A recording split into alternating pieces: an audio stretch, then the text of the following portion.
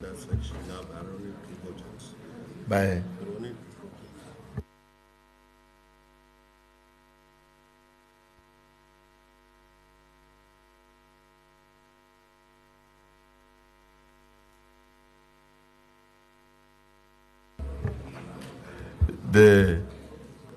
the nominee before us is well known to all of us. So, Your Excellency, you are welcome. You may wish to add a few, just a kind of summarized version of your resume. And then thereafter take questions from the distinguished senators. The floor is yours. Your Excellency,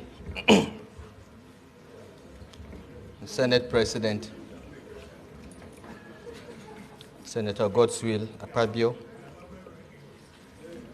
distinguished senators of the Federal Republic of Nigeria, my name is Nasir Ahmad El-Rufai. I am standing before you as a result of being nominated to be a minister of the government of the Federation. I was born about 63 years ago in Daudawa, a village in Katsina State, and I attended primary school in Daudawa and Kao, Kaduna, then went to Barewa College between 1972 and 1976, completed the West African School Certificate, and went to Ahmadu Bello University, where I graduated in 1980 with a degree in quantity surveying.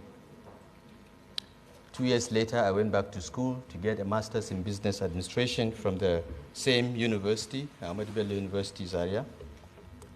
And a year later, completed a postgraduate diploma in computer science. Subsequently, in years ahead, I got a law degree from the University of London and NLB from University of London, a master's in public administration from Harvard University Kennedy School of Government. I started my business as a consulting quantity surveyor in 1981 after completing my youth service in Ogun State, and I served in Abeokuta with a company called George Wimpy Nigeria Limited, then building the Oyan River Dam. I worked for a few months, the construction company building the ABU Teaching Hospital before establishing the quantity surveying consulting firm, El-Rufai and Partners. The firm still exists. It's one of the largest quantity surveying firms in the country. It's being run by my partners. I left the firm since 1998 when I was asked by General Abdul Salam Abubakar to be one of his policy advisors after the death of General Sani Abacha. During the handover to President-elect Obasanjo, the President-elect promised me that he would want to invite me to work with him when he takes over, and he did. I was appointed the Director General of the Bureau of Public Enterprises, where I was tasked to kickstart the federal government privatization program, which had been suspended since 1993. During that period, for the next 4 years from 1999, I was in charge of the program. And it was during this period that we privatized most of the banks, commercial banks, cement, sugar companies, vehicle assembly plants. And we also designed and steered the reforms in key sectors like telecommunications, which turned out to be quite successful. We also started reforms in the electricity supply industry and oil and gas. In fact, the first draft of what turned out to be the Petroleum Industry Act was drafted by the BPE when I was in charge. some of the distinguished senators here were either in the House of Representatives or in the executive branch, like distinguished Senator Goje, who was Minister of State for Power. We all worked together to steer these reforms ahead. I was then appointed Minister of the Federal Capital Territory after confirmation by the Senate. So this is the second time I'm coming back to these distinguished chambers. The first time was 20 years ago, in 2003, when I was confirmed and appointed Minister of the Federal Capital Territory. I administered Abuja for 4 years, and thereafter I went back to school. That's when I acquired my law degree and my MPA from Kennedy School of Government. I came back to Nigeria after a short period of exile in May 2010 and joined the CPC under the leadership of General Muhammadu Buhari. Eventually, the CPC, of course, merged with other parties to form the APC. And I'm proud to say that I'm one of the founding members of the APC. I'm one of the 37 first set of officers that signed and filled the INEC form that got the All Progressive Congress registered. And I've remained a member since then. In 2015, I was elected the governor of Kaduna State and re-elected in 2019. Your Excellencies, this is a short summary of my life, my education experience, private sector and public service career. Thank you, Mr. President.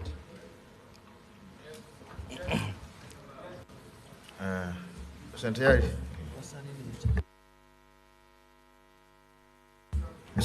Yari. Oh, okay. After you, then the Senator for Kaduna, 3 of them.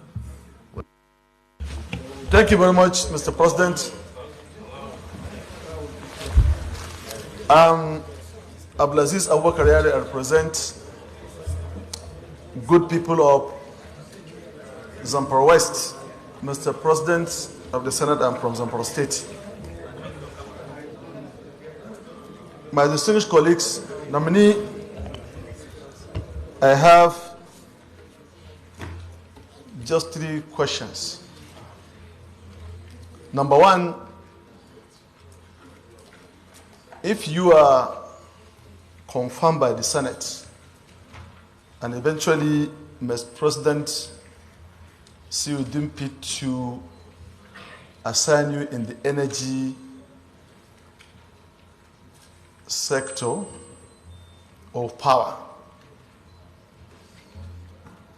understanding the serious situation of our energy situation and the power situation in Nigeria, what do you intend to do to improve the generation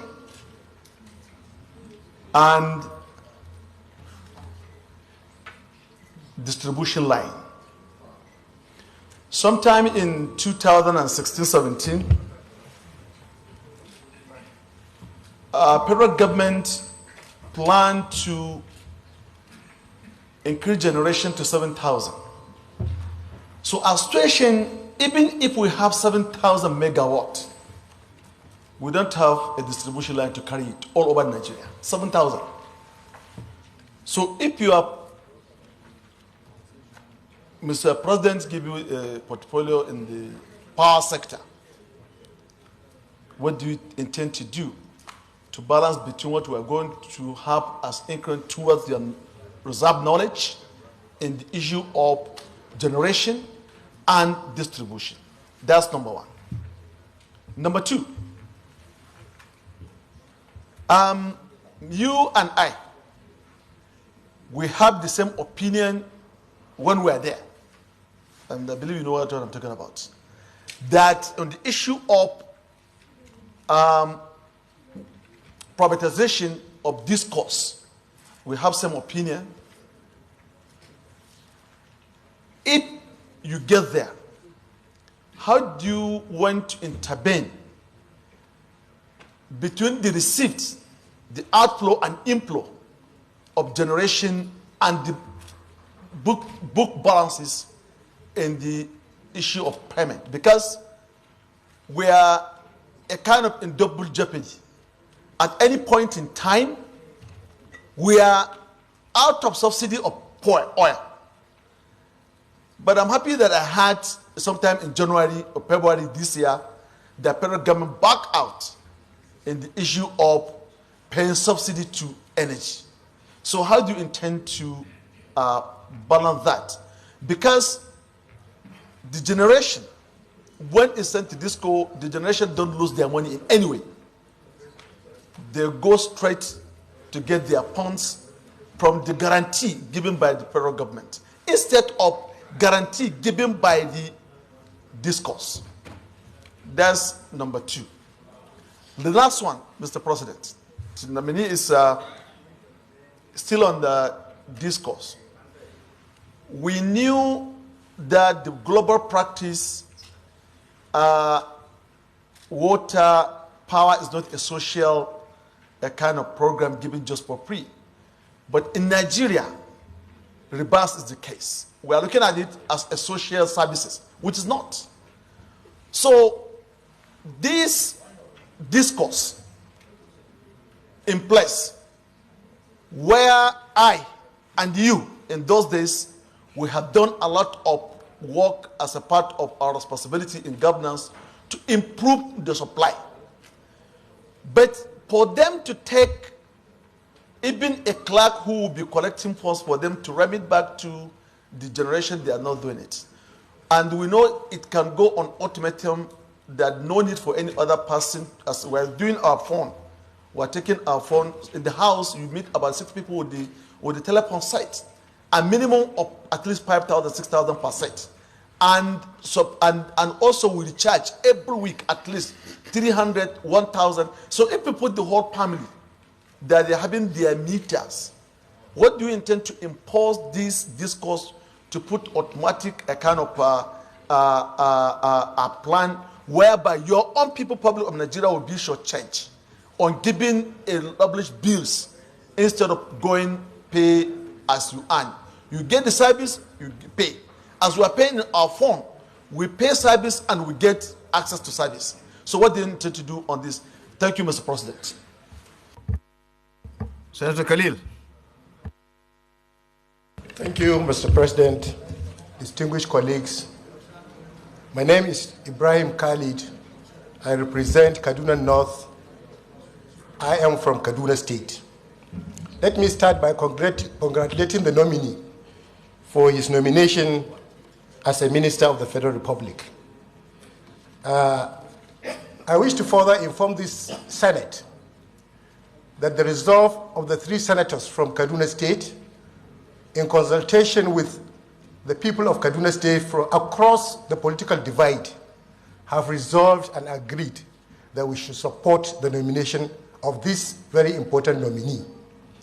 Furthermore, the nominee is from Kaduna State, an bona fide indigenous of Kaduna State. Secondly, he appeared before these hallowed chambers sometimes in 2003, and he was screened and cleared. And precisely, he is a person that is well known nationally and internationally. He has the capacity to continue with the good deed he's been doing while he was a minister.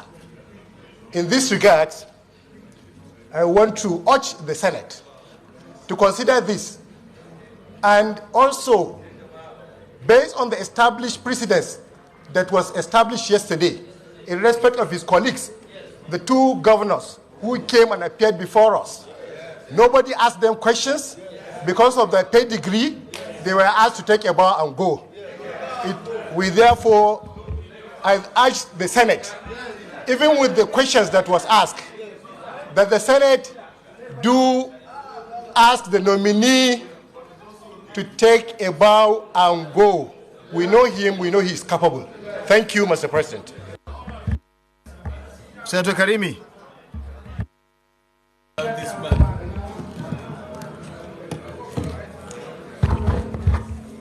Thank you, Mr. President.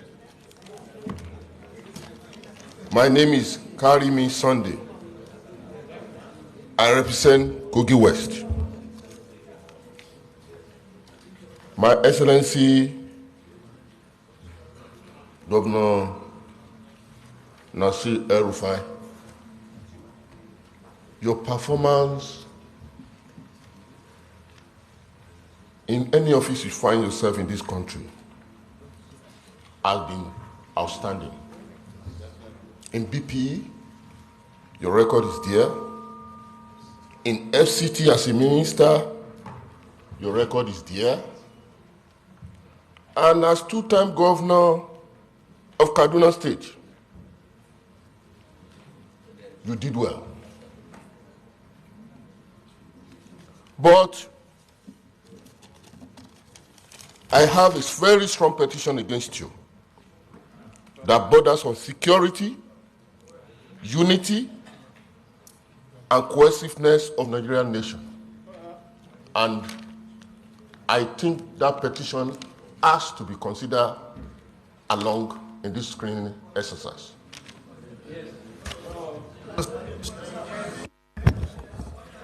Senator Sani Musa. Thank you, Mr. President, sitting as chair. My distinguished colleagues, my name is Mohammed Sani Musa, representing Niger East Senatorial District.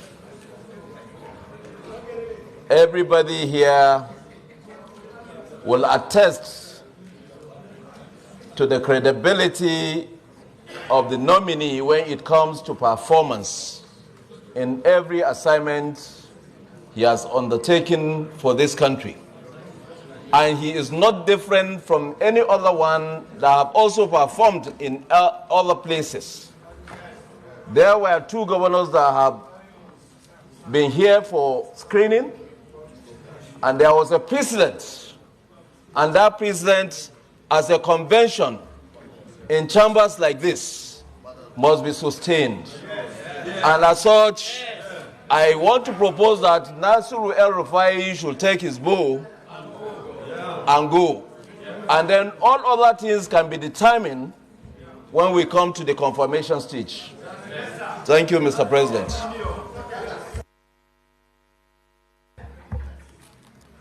Senator Danjuma Goji.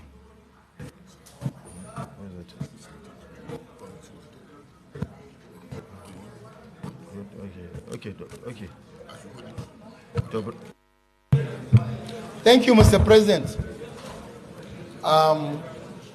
As said by previous speakers, Nasir El-Rufai is well known to all of us, Nigerians, and in fact to the international community.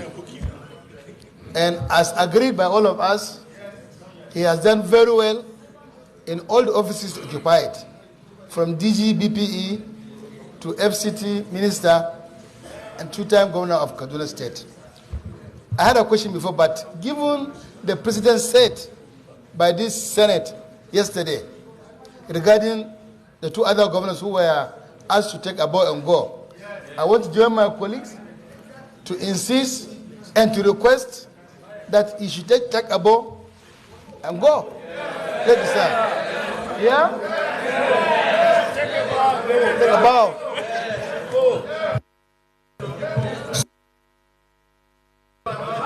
I just submit. Thank you very much. Order, please. I think we have gotten enough questions. We'll avail him the opportunity to respond. When he responds, then we can allow you to go bow and go. Yes. And Karimi, you came forward with, I don't know whether you follow the normal something, but order, please. Order, please. Whatever is the case, this is an opportunity for nominees to explain, to showcase themselves. Then later we'll come to the confirmation approval. So, Mr. Domini, you can please answer the question so that and then you bow and go. Thank you. Thank you, Mr. Deputy Senate President. I want to first thank the distinguished senators for the very warm remarks made on my person and on my public service record. I want to convey my gratitude to the Senate for this recognition. My brother, the distinguished senator from Zamfara State and our former chairman of the Governors Forum, asked 3 questions, all centered around the electricity supply industry. I will take them together because they are all connected. My brother asked about how do we ramp up generation and distribution. What do we do about the privatized discourse and the issues of subsidies and illiquidity around them, and the various guarantees that have so far costed the government more than 1.6 trillion after privatization.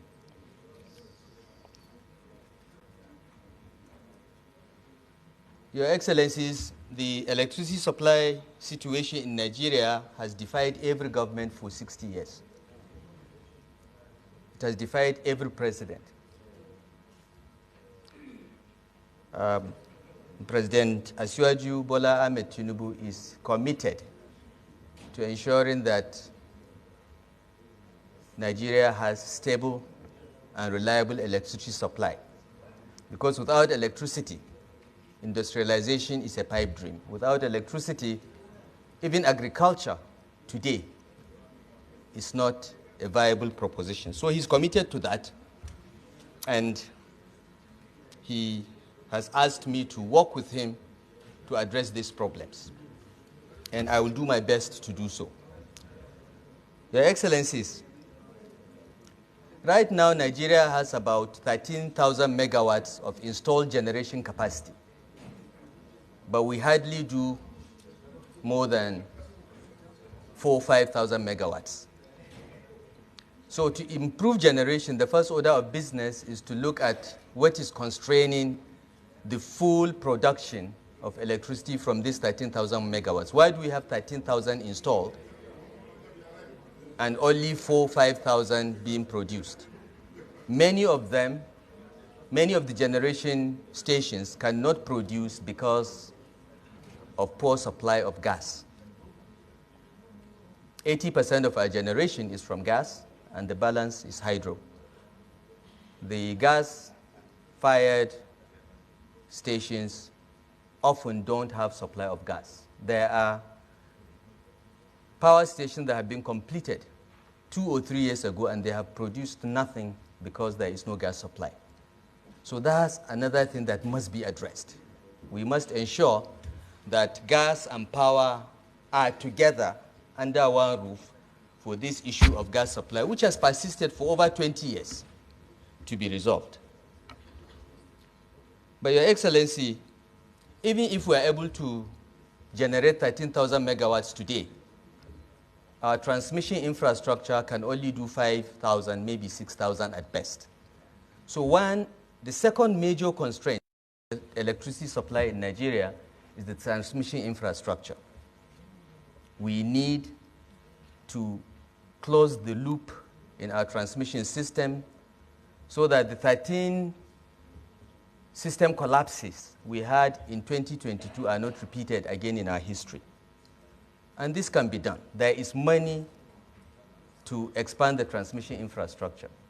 We just need to organize ourselves, remove politics from transmission procurement, and focus on improving our transmission infrastructure. The third problem is distribution. In 2013, we privatized our distribution companies, 11 of them, 60% to the private sector, 40% to be held by government.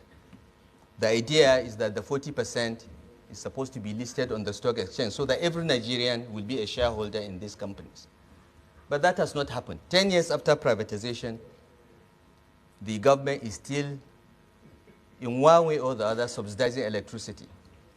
As I said, the last time we checked, it was about 1.6 trillion in a privatized environment. This is unsustainable and unacceptable. But what do we do with the distribution companies? They have been privatized.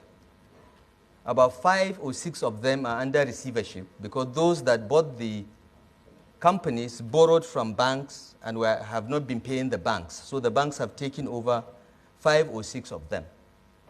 And the last time we did a stress test on the distribution companies, only about 3 of them out of 11 are doing well.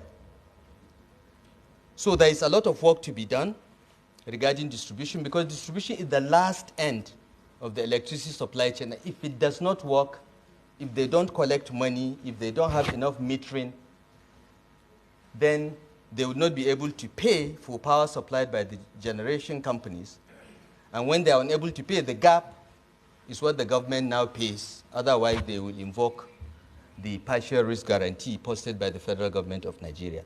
So this is a major problem and has to be addressed. But in the short term, the liquidity situation in the electricity supply industry has to be looked at. Tariffs must be cost reflective, and even the ownership of these distribution companies may have to change because right now the banks own about 6 of them. They control 60% of the shares, and banks are not good at running companies. They are good at taking out whatever they need to recover their loan. So we intend, if given the opportunity, to sit and work out a system in which perhaps we'll be able to attract fresh capital, fresh new investors with technical and financial capacity into the distribution chain so that it can be expanded. The opportunity to do so exists because 6, as I said, out of the 11 are in receivership. 3 are doing okay. The others are 50-50, but a holistic approach is needed. And Your Excellencies, this is a problem that requires the support of everyone. It's not just Mr. President who will lead from the front, but also the National Assembly.